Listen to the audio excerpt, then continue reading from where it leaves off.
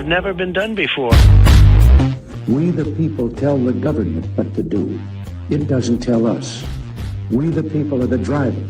The government is the car. And we decide where it should go and by what route to do. We the people are free. And I hope we have once again reminded people that man is not free unless government is limited.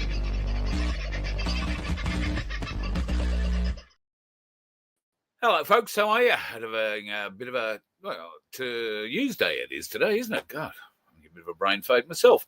It has been one of those days where I have been stuck in front of a very hot computer all day, and it has started failing on me just in the last few minutes. So if the screen goes dark and I have to pop out of the room, it may require me doing a complete reboot or something else. So, but just feeling the old girl, she's very hot and has been all day, unfortunately. Hoping you're not feeling that way, although it is getting into that time of year where hot it certainly is. And if you're out cropping at the moment, and there are many of you who watch, I know, maybe sitting on the tractor listening to it now, listening to the show now, if that's the case, or sitting in the header, then my best to you. And I trust that that the season goes well for you at the moment and nothing's breaking down too much. That'd be the way. Tony was in the room first up tonight. Hope you're doing well, brother. Followed closely by Donna. And what the, you bastard.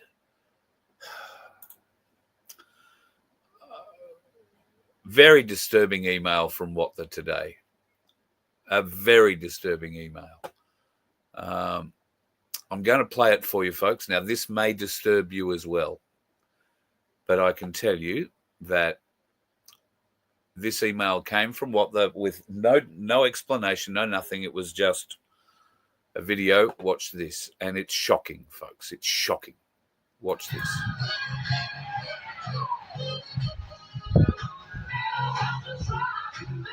Complete and utter bastard. And I'm not talking about the puppies.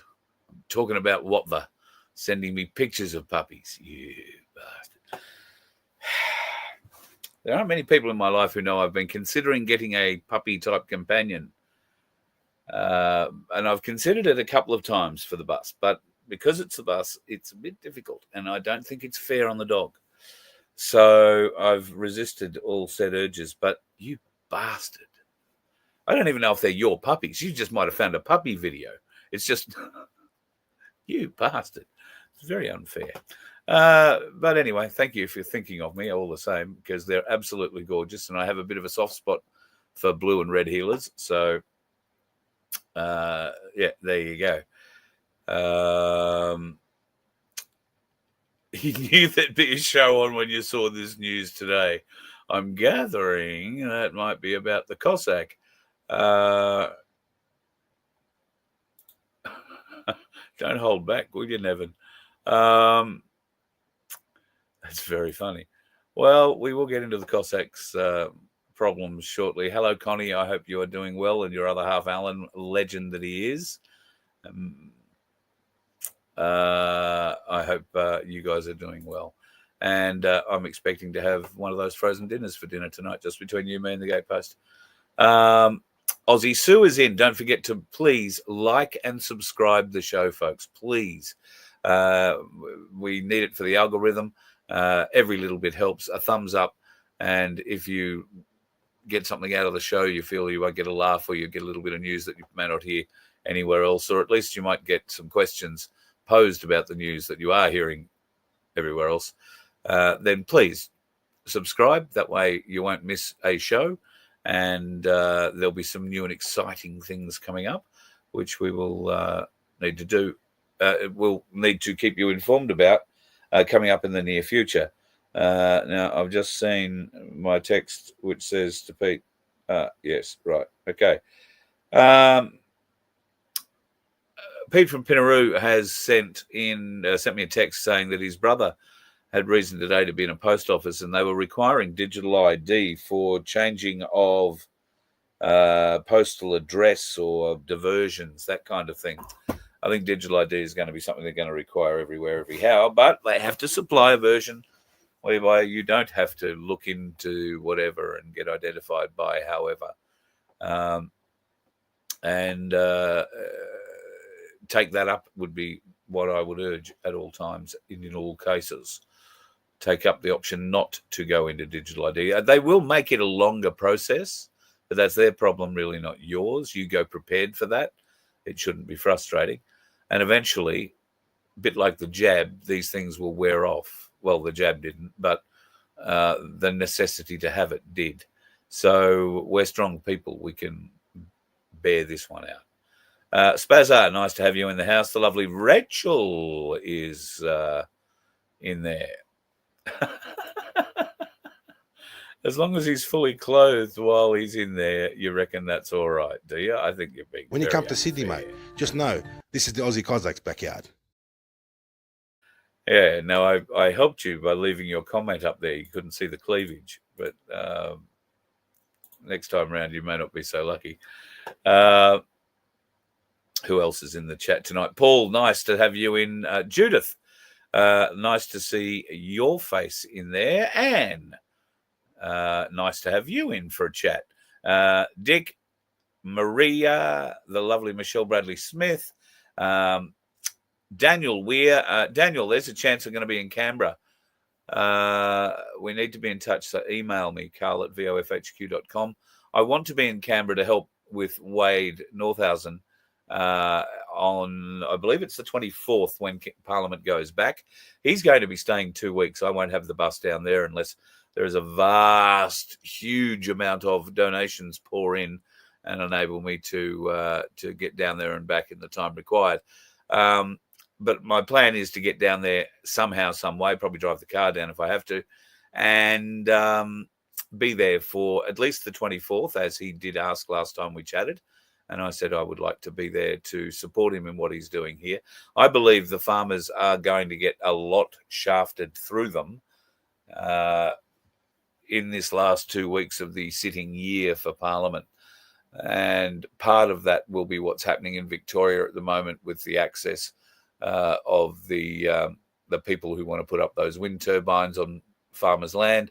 The farmers are pushing back, not allowing them on the land. There's quite a lot of that now happening, and it's good to see that there is some political support. I think if people went and talked to Ralph Babbitt, you might find he'd get behind that pretty strongly too, and find him standing at a few farm gates when these people turn up to start measuring how much of your land they're going to resume to put up a filthy, dirty, stinking wind turbine that'll kill the birds and not provide any power unless they're planning on putting in the transmission lines, in which case they're probably taking a lot more of the land. And more power to the farmers who are resisting this, because clearly the farmers aren't doing it for nothing. The properties that have these monstrosities on them have been paid to have these monstrosities on them. And in fairness, in some of the areas that I saw in far north Queensland and in probably some of the other areas I've travelled past, there isn't a lot of use for the ground that these things have been put on the top of a range. I mean, other than a walking track or maybe some wild goats living up there feeding, I can't imagine there's too much that goes on up there. But I don't know the area very well. It might be a very well-known, popular mountain climbing place for all I know. So now destroyed because that whole range through the Atherton Tablelands and down south has been just destroyed with these ugly, bloody things dotted all over them. Was that farmland usable, profitable for the farmers? That's where I'm getting at. Well, look, if you've got land that isn't profitable, I don't think I begrudge you making money out of putting a windmill up. If you can't, grow feed on it, if you can't put animals on it, if it's of no real benefit, then yes, put a windmill on it, and by all means, charge them a fortune and get paid $10,000 a month or whatever it is that you get paid. It's probably a lot more than that once it starts producing. But it has to start producing, and once it starts producing, that energy's got to go somewhere, so it's got to actually be connected to the grid. and those transmission lines are seriously lacking in a lot of cases and places. So, yep, if it's unusable farmland, by all means, I think we could probably do something with these windmills if we had to, and it would really be having to. But by and large, I would not support their use in any way, shape, or form. The lovely Sandy K is popping into the room. You haven't missed much, darling. We've just been chatting about you behind your back. Now that you're in, I can mention the Donkey Sanctuary, of course, and our lottery, if you'd like to help out Sandy and the crew at the Donkey Sanctuary, because it is a fairly expensive business to feed 108 donkey mouths, plus her own and her husband. Her husband's quite a big bloke, probably eats 2 donkeys worth every day. He's, sorry, Baz. They are wonderful folks who have just so much on their own plate to deal with. But the Donkey Sanctuary has been around for 53 years. And since Queen Elizabeth the second died, there was a donation that used to come from the Queen to the Donkey Sanctuary. Now, I don't know if that has only ceased since the Queen's death. Might have been before that, I don't know. But the Queen was very fond of donkeys, and they were her preferred animal, so to speak. And she and Sandy's mum had a bit of a pen pally kind of friendship there for a while, where they would be discussing donkeys. That was many, many moons ago, obviously, before I was going to say the Queen turned into a lizard and her sister turned into a horse, but that's probably being unfair. So if you can help out, $2 is all it'll cost you. Go to merch.vofhq.com, buy a ticket in our lottery, and you might win $750 or a gram of gold, thanks to, it's not thanks to Ainsley Bullion, it's just Ainsley Bullion Gold. It's thanks to a couple of you who've donated that gold, and we're able to give it away. I think we've got about 250 odd tickets left to go in this lottery. So if you haven't already bought a maximum of 20, please, if you can, go and buy another 1 or 2 and get us a little closer to our goal of sending a bit more money to Sandy in the benefit of the donkeys at the Donkey Sanctuary. Sunflower, I hope you are well and life, the universe goes well. Daniel, did I say?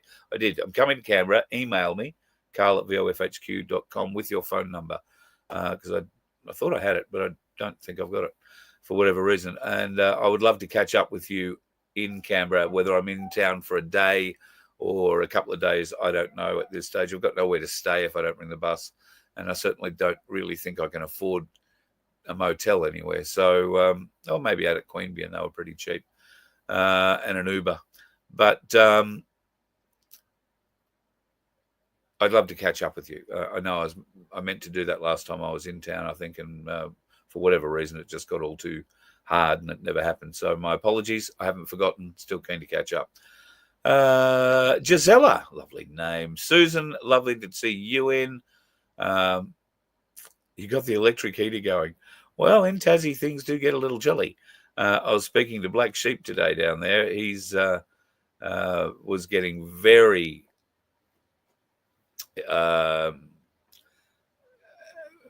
animated about the state of the state in Tasmania. The crime rate in Tasmania is astonishing, going through the roof. One of the things that Black Sheep was looking forward to doing was coming over to the mainland next year and having a bit of a holiday, if you like, spending maybe a couple of months trekking around, meeting up with me and spending a bit of time on the road before going back to Tasmania. Now, that's had to be curtailed because of government control. But I also get the feeling that because of that government control, he can't put anybody in his house for the time that he's away. And because of the crime rate, he doesn't want to leave his house without anybody in it, because when he comes home, it's likely to be, I guess they're not going to steal the house. But there are quite a few things around the house that they might take the liberty of removing. And, that would make life very difficult. So Tasmania is also suffering under some pretty bad crime assaults at the moment, and they are of varying different sizes, degrees, and natures, but most of them are petty theft, like house break-ins and that kind of thing. And while that sounds, calling it a petty theft, it sounds wrong to me, because a theft of any kind makes life very, very difficult for all people concerned. And I feel for you if that is the case. Also in Tasmania today, as you're probably aware, Tasmania is a huge lobster, or has a huge lobster industry. I think they made a TV show out of it that was running on one of the networks there for a while, and a couple of characters on boats going out catching some red gold, I think, as they refer to it. Now, most of the lobsters, if not all of Tasmanian lobsters, the best ones anyway, are immediately sent for export to where else but China. Now, today, I think, or the next day or two, was due to be the opening of the new lobster season. And the lobster fishery in Tasmania is worth multi-millions of dollars a year. But just before opening, a number, I think it was 3 or 4 of the main lobster fishing areas were shut down, and lobster fisheries or fishers were told not to go in there, into those sort of places, until further notice.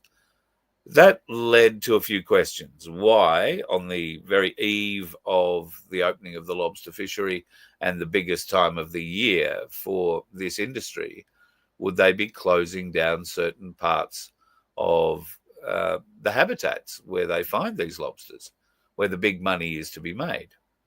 And the answer has come back: salmon. So I don't know whether or not you're aware,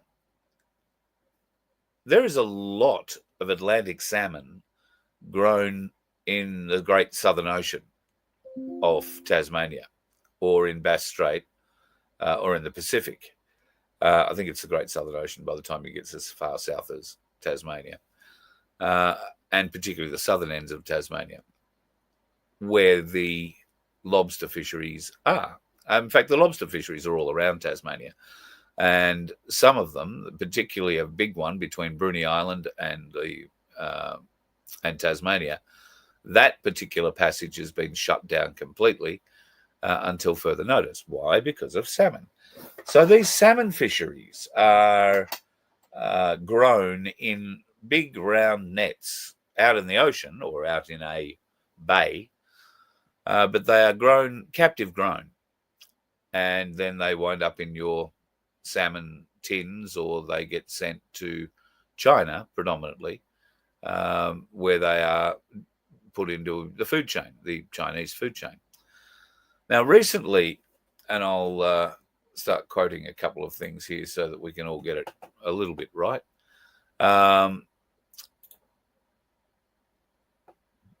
China has decided to change their import rules on the food. And that means that anything that could be infected or have certain things in them, certain drugs in them, means that product is not going to be accepted into China. So 2 zones within Tasmania's rock lobster fishery were closed. There's actually 4, I think, now.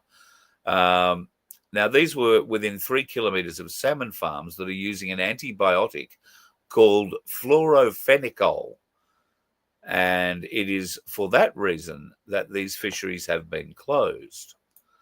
Fluorophenical is an antibiotic used in predominantly veterinary areas and used in the aqua farming industry quite a lot. An antibiotic to help fight off whatever it is that fish grown captively and very tightly bunched together in a net off Tasmania might catch. The question I have is, if it's this antibiotic that's being put into the fish 3 kilometres away that could float downstream and somehow get into the lobsters and infect them that are going back to China, to the big tables of the Chinese Communist Party, why would it be okay to have it in the salmon?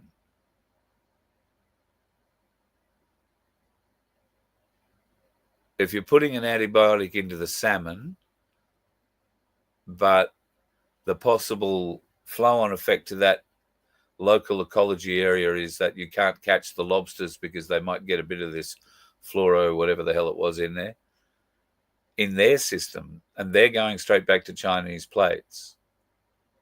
Okay.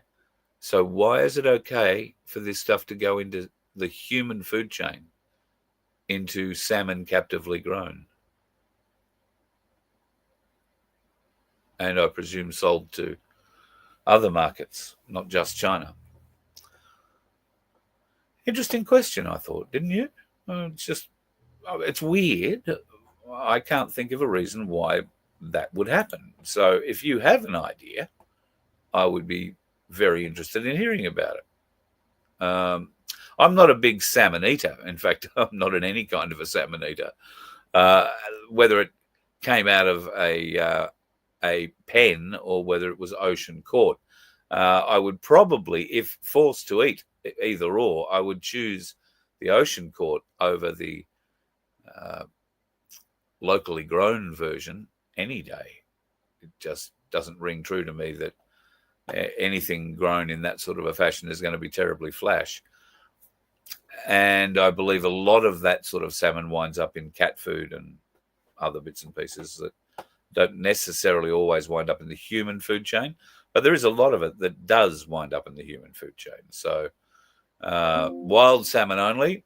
I don't know if that's John West. I'm not here to give plugs to tuna or fishing salmon companies, so I think we can probably walk away from that one with a little bit of style. Speaking of style, Three-Eye Atlas. Now, since somebody dropped this on me the other day, I forget now who it was, and I don't know why I didn't see it beforehand. Three-Eye Atlas, 3 equals C, CIA, TLAS. Don't know what that might stand for. Do we think Three-Eye Atlas is a CIA psyop? Well, there is a lot of evidence that might suggest it could be that, but to what end? Well, there is only one end that the cabal, the deep state, whatever you want to call it, has been working towards since its inception, and that is one world government. And they were hoping that their very strong foothold into Europe through the European Parliament was going to help them extend their grip from the UN and across Europe. And of course, Australia being dutiful little followers who were lining up for admission to NATO. Are you right? The North American Treaty Alliance. Anyway, North Atlantic, rather, I beg your pardon, not North American.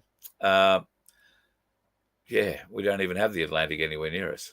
We're in the wrong hemisphere for all of that shit. But our elbow, he had to be there for it, because if he wasn't going to be there for that, there'd be no Trump for you, Elbow. No Trump for you. Aussie Cossack.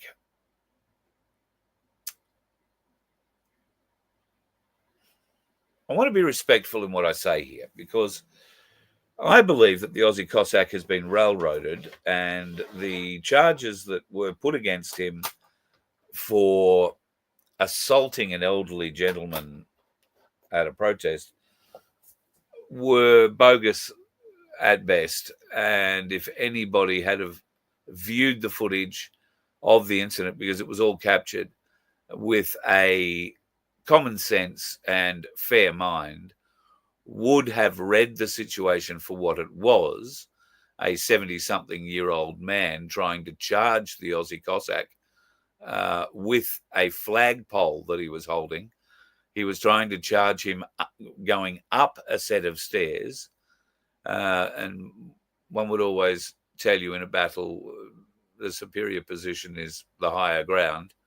The Aussie Cossack did not push him down those stairs in any way, shape or form. He had to defend himself from the being impaled by the flag, and left his straight arm out. Now, when you run into the Cossack, he's a big boy. He's not going to move much, and you might bounce. And that's exactly what this elderly gentleman did.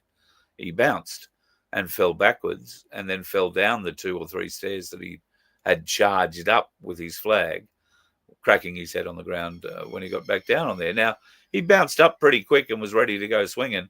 But, of course, by then it was all Aussie Cossack pushed him, which was not the case at all. The railroading of the Aussie Cossack in his court, they had that case heard in absentia, but not only heard in absentia, heard at the blink of an eye. They saw that his, when I say they, the judiciary saw that the Cossack's lawyer was in court that day on another matter, not for the Cossack, and they pulled him aside and said, we're going to hear that matter now. And he said, well, you can't. My client isn't here, isn't able to, say anything. Bad luck. You tell him 2:00 this afternoon, I think it was, to be here. And if he's not here, then we're going to hear it in absentia. Cossack by that stage was already in the Russian consulate in Sydney and getting used to his new suite. That's where he's stayed now for 3 years, just about. And in absentia, they convicted him of this assault on this old bloke and gave him, I want to say it was 12 months from memory, 12 months inside. He was out on bail at the time for the previous indiscretion, shall we say, of naming a pedophile before he'd been convicted. And even though the Cossack played a central role in getting that pedophile convicted, Rosenthal, the guy's name was, got 19 years, right? Russian Orthodox priest, got 19 years for kiddie fiddling. And so the bastard should. I hope he's not looked after in jail in any way, shape or form. But the Cossack was on bail at that time, so that would mean he broke bail and they would put him back in for the rest of that particular case. I want to say he was in for a lot longer than 4 months, but I want to say he was in for more than 4 months, but some articles are quoting just 4 months. So 3 years the Cossack has been there. His wife is not locked to the consulate, so to speak. She can leave. The police aren't chasing her for anything. But if Aussie Cossack sets 1 foot outside of the consulate, then in theory, the New South Wales police will be there to pounce and they will take him straight to Silverwater Correctional Facility and lock him up for 12 months. Do not pass go. Do not collect $200. Just go straight to jail. So the Aussie Cossack, as he said to me on the phone when I rang him the day he went into the, we obviously were still talking at the time, but it was the day or the day after he'd gone into the consulate. And he said that he was doing a Julian Assange, unquote, which I sort of smirked about at the time. I said, well, yes and no. I understand what you're trying to do. I just don't know that it's going to work the way that Assange's will. And it hasn't, unfortunately. Although in certain aspects it appears that it has. Because the Aussie Cossack, aside from getting a bit whingy recently about parades happening or protests happening in Sydney without his involvement, without his consent, without his input, he has been able to get himself a little bit of publicity and have a whinge publicly. It's who he's whinging about and where he's doing the whinging that I'm rather interested in.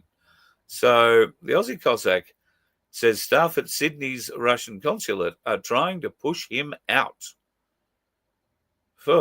And he has a Russian passport, remember, right? That's going to be important.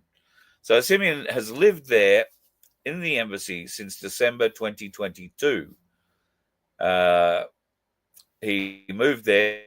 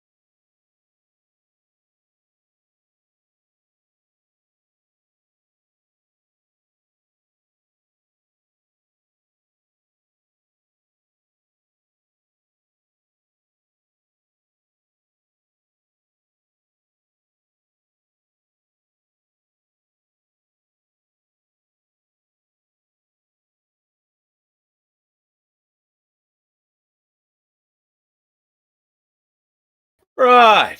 So, sorry about that. Bloody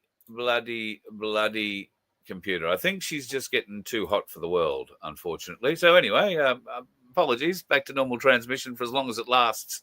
I do have a blower here to try and blow some air into the old girl, so we will do so on a gentle note in the not too distant future. At any rate, Simeon has decided he's going to stay at the consulate. He's saying he'd rather die than go to jail. I understand that. Now, he's done this interview with the ABC, which I found interesting because the ABC ordinarily would not be a friend of the Aussie Cossack, even though most of them are communist bastards that work there anyway. The Cossack may, because he's very good at identifying this sort of person, he may have identified them as potential help. But what kind of help will the ABC be? Well, John Ruddock, who has appeared on many a Aussie Cossack stage in Sydney for different protest events, has come out and said that he's one of his mates, and in the New South Wales Parliament, he's urged the Parliament to show some leniency to the Aussie Cossack, which might get him either a pardon, which is about the only way that I can see him getting out of spending some time in jail, whether it be a short term until they get him out on bail to appeal this sentence and actually get a fair trial, which he did not receive by any stretch of the imagination. The abusive process was staggering to convict him of this crime that sent him into the consulate. Now, he's about to have a baby. Well, he's not. Mrs. Cossack is about to have the baby. And I'm sure she'll be able to go and have the baby anywhere she likes, at any hospital in Sydney, because she's able to go out wherever. I'm equally sure the Cossack, by the sound of it, isn't welcome to turn the consulate into a maternity ward, by the sound of it either. And he is telling the ABC that they are really, really trying to push him out. They are making everything very, very difficult for him, setting him up for failure. They're trying to make it so impossible for him to do absolutely anything. They are denying him visitors. They are locking him in his room. And I have a picture. Here's the Aussie Cossack's bedroom. Well, we're not sure that you can tell that that's a bedroom or not. It may not be the Aussie Cossack's bedroom, but that's the building he's staying in, and all the windows look like that. So we presume that they all have toilets like that or bedrooms like that, one of the two. Might even be the lounge room window for all we know. I do have seen the odd bit of footage from inside the consulate. They do not have suites as such. They have more like very basic cells to live in. They do have beds, not cement. But it's a very austere form of living. And by the sound of it now, he is being locked in his room, a bit like being in jail. So the choice has to come now for the Aussie Cossack what to do. Whinging to the ABC about his position, particularly whinging about the consulate, the hand that is literally feeding him, and he's biting it. That isn't going to go down well, and he may well emulate Julian Assange in more ways than one, probably sooner rather than later, if this keeps up. And by that, I mean the embassy is likely to say to the New South Wales police, send in 6 of your best and come and get him. We've had enough. Now, Simeon, of course, has a way that he can avert all of this, but it's pretty severe. He now has Russian citizenship. So it would be a small matter of a blue-plated car drive to the airport, blue plates being diplomatic, him being put in what is ostensibly a diplomatic pouch and sent back to Mother Russia, where he could live happily ever after as a very free man for as long as he wanted in Mother Russia, which he would love, but I'm not sure Mrs. Cossack would be terribly chuffed about, as all her family are here. And so is his, admittedly.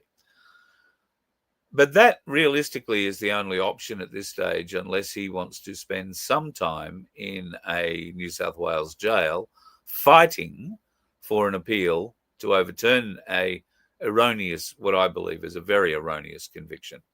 They were headhunting him, but he did make himself a headhuntable target, and he was proud to be that target. So to get up and whinge about it, particularly on the ABC, I found interesting. The ABC would have only had him on because they'd be hoping to get a story or a trap. And if it wasn't either of those, they'd be eyeing him up as a possible Russian correspondent in the future if he can get out of the consulate. And as I say, he's going to need to employ his political friends. And for those people who always wondered whether or not there was any political influence involved in the Cossack's life, and they ever had any doubt about it, then you need only look at the names that will be standing up for him in this regard, and they will be plentiful, I would hope, because he has done a lot for them. And I'm talking of the likes of Craig Kelly, John Ruddock. There's quite a few others through New South Wales that he's helped promote, helped give a leg up, taken a few bucks off along the way, mind you. But at the end of the day, they call him a friend in Parliament. Well, they're going to have to try and help their friend here if he has any show of getting out of the Russian consulate. And he's acknowledging now, of course, that he is just a propaganda instrument for the Russian government. And I hope he's woken up to the fact that there is no point in having an Aussie Cossack based in Russia. There'll be some mild entertainment content value out of it for a short period of time. But after that, not at all. Boring.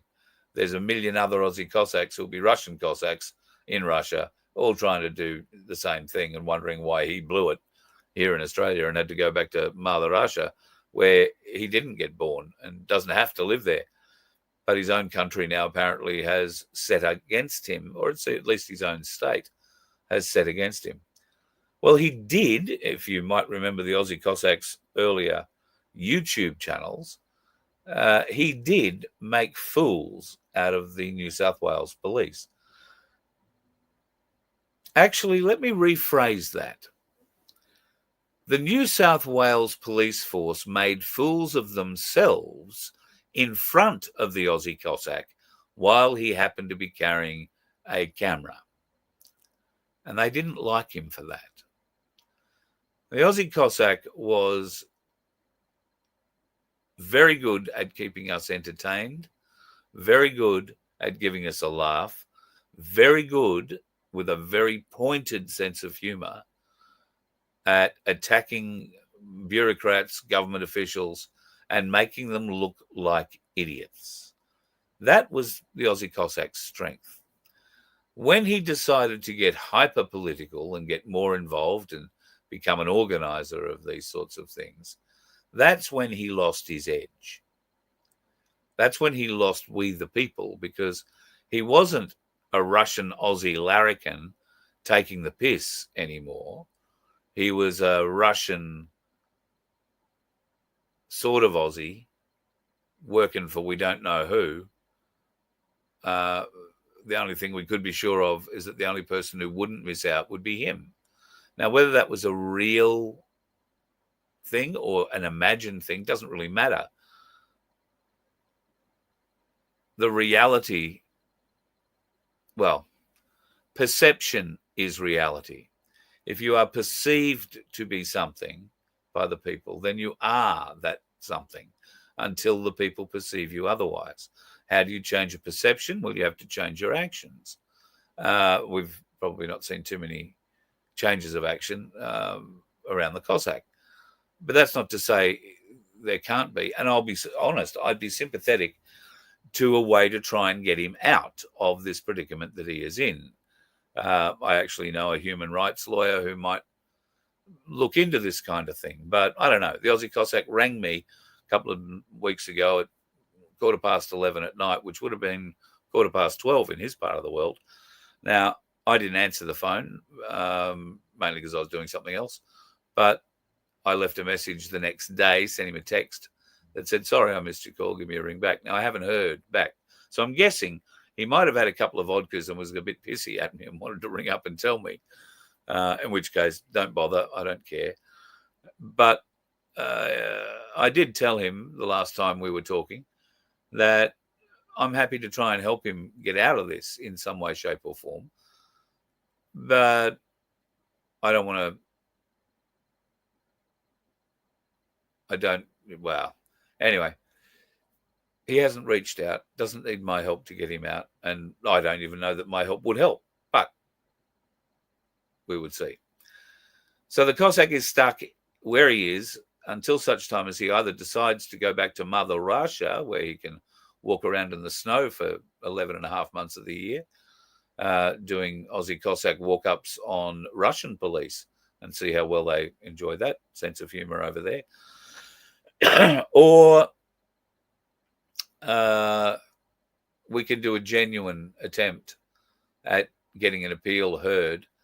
The problem is I think he has to come out of the consulate to get the appeal heard. He has to appear.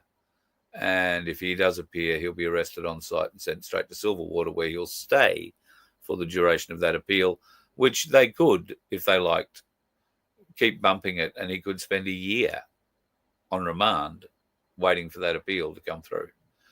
So I understand why he's a bit reticent to come out. And yes, I do believe he's been treated very, very, very harshly. However, the Aussie Cossack is not unused to harsh dealings or having to deal harshly. When you come with to people. Sydney, mate, just know this is the Aussie Cossacks' backyard. But sometimes And what a clustered fuck this is. it's just what happens. Turns into it sometimes, sadly. So I hope that the Aussie Cossack can find a way out. It would be a much nicer existence, I would hope, for his family, his new young family, when his son is born. And I believe they know it's a boy coming. So when his son is born, sometime early in December, I'm led to believe, another Sagittarian, then who knows? When you become a parent, as I'm sure you all know, a lot of what you thought changes, and things that were once terribly important to you are no longer important to you. Other things become more important, and you work towards those. We will see what happens in that regard. How much? No, that's going to be unfair on the Cossack. I don't want to be unfair on the Cossack. His son deserves to have a father who can spend quality time with him and teach him the things that only fathers can teach their sons. That needs, in an Australian atmosphere at the very least, to be taught in the great outdoors, not the short and small backyard of the Russian consulate. So there might be a little bit of short-term pain for a much longer-term gain if the Aussie Cossack can see a way forward. And that might happen when his son is born. And truly, my best to both he and Mrs. Cossack on the impending birth of their newborn boy. It'll be very exciting for all, and I wish them all the best. Very exciting, very exciting. Let me go back to the comments here and have a look, see what you guys have been saying here. Alex Jones should do a story. He was on InfoWars. Well, what's Alex Jones going to do? Upset the Russians? There's no great point in Alex Jones isn't going to do anything to help the Aussie Cossack unless it helps Alex Jones. And this is essentially how the Aussie Cossack has worked his end of the business here in Australia. He does nothing to help anybody else unless it benefits him. And that is why a lot of people in this movement are very shy of the Aussie Cossack, because he's very good at asking for help and very shy about delivering or remembering the help he's been given, the favours he's been shown, or the variety of other things. And so that's why getting help now from a lot of people is difficult, because they don't trust him and they know he doesn't have their back when the time comes down to it, because he's shown he doesn't. So those people who choose to go and help him choose to do so at their own peril, I guess, with a full expectation that you might get a thank you. And if you get a thank you, you've done well. But I honestly do believe he's been hard done by with this particular matter. And while it looked funny and probably felt pretty cool at the time to go into that consulate under the "I'm doing a Julian Assange," I think 3 years in, rethinking it, this all would have been over and done with inside 12 months. If he'd have, played the game in the court, he would have been able to put forward very, very compelling video evidence, very compelling evidence from sports and movement doctors who can show the fella charging up the steps with the flag, using it almost like a jousting stick, was trying to impale the Aussie Cossack. And all the Cossack did was stick a hand out. This fella ran into it and bounced off it and fell down the stairs. It's very sad, but that's the reality of what happened. The stupidity of the charges, well, just goes to show the corruption of the New South Wales police force, I guess. At the time, a lot of things have changed inside many police forces in this country since that happened. But have they changed enough? I don't know. My dealings with the New South Wales police force in recent times have indicated to me that they have a very long memory of the fools that they were made to look by the Aussie Cossack. They have a very long memory.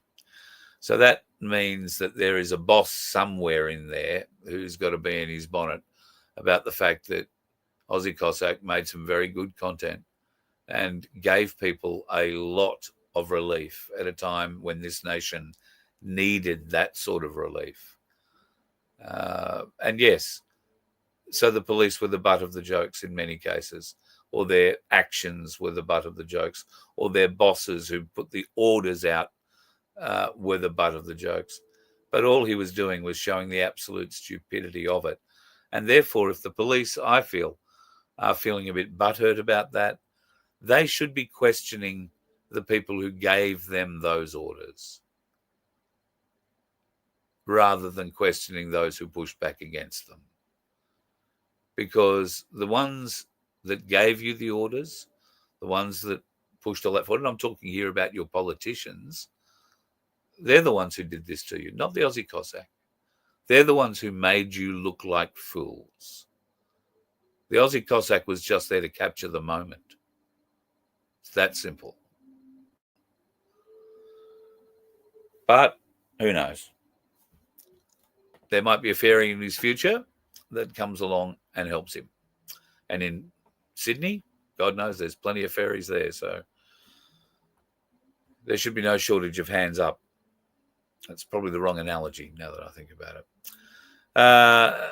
What are we? We're nearly gone an hour. So I'm going to run tonight because there are guests here at the house and I have to go out and have some dinner with them. But before we go, I would like to show you this little thing here. This is happening in Taiwan at the moment, and I don't know that we can exactly blame the Chinese on it. So that is a mud volcano that is currently erupting. But what you might notice in the mud volcano is the fact that there are flames coming out of the mud volcano. This is a bit like the fracking flames we've seen on dams and creeks. Well, this has been going on for a couple of days, and Taiwan, this is a little province in the southern area of Taiwan, known for its mud volcanoes, interestingly enough. A touristy kind of spot, but this is the most active the mud volcanoes have ever been. They're not unlike Rotorua in New Zealand, but I don't think New Zealand's mud volcanoes are spewing out flame, sort of 12, 15 feet out. Why is it doing that? Well, there's a lot of movement in the tectonic plates, and that's been evidenced all over the world with various different anomalies happening. Now, we were talking the other day about a couple of different movements of volcanoes and of earthquakes and of landslides. And Campi del Fregle, I think is how you say it, in Italy is something we were talking about a few weeks ago.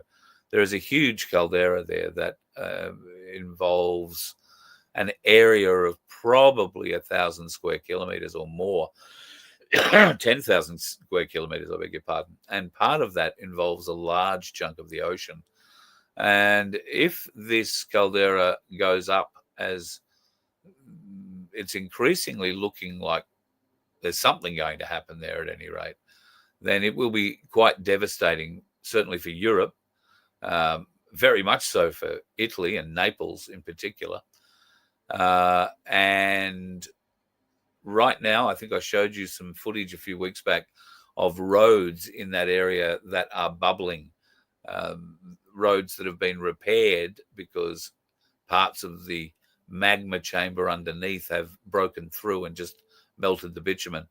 That has continued, and there are now a number of small magma outbreaks, not real pressure releases as such, more like a slow ooze happening at the moment in certain parts of the area. So if you're planning a trip to Italy, just be very, very aware that that whole Campi del Fregle area is under extreme government watch at the moment, with geological surveys and the American USGS, whatever they, US Geological Society, have put all sorts of sensors down. I'm amazed, actually, that I'd like to know, really like to know who makes these sensors, because in the last 12, 18 months, 2 years, they've put more sensors on more rocks, on more mountains, in more oceans than they ever have at any previous time in history. The world is moving, folks. It is changing. And all I'm hoping for is the fact that there isn't a dickhead at the wheel. Talk to you tomorrow. You let one ant stand up to us, then they all might stand up. Those puny little ants outnumber us 100 to 1. And if they ever figure that out, there goes our way of life. It's not about food. It's about keeping those ants in line. That's why we're going back. Does anybody else want to stay? Let's rock!